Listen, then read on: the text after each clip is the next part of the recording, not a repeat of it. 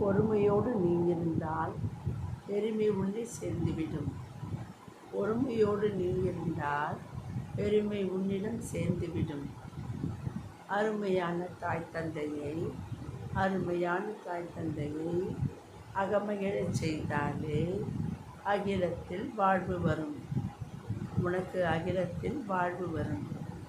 பெற்ற தாயை காக்க மறக்காதே, குற்ற தமக்கையை வெறுக்காதே, சொல்லிக் கொடுத்த ஆசானை மறக்காதே, தூக்கி வளர்த்த தந்தையையும் என்றும் நீ தூர வைக்காதே.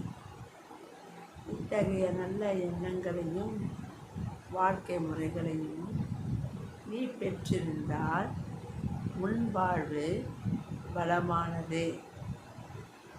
மாணவர்களே, நாளை சமுதாயம் உங்களிடத்தில் அன்னையையும் தந்தையையும் ஆதரிப்பீர். அவர்கள் சொல்லும் பாதையில் வழி நடப்பீர். ஆசான் கற்றுத் தருவதையும் பெற்று நீங்கள் வருங்காலத்தில் நல்ல வித்தாக வளர வாழ என் வாழ்த்துக்கள்.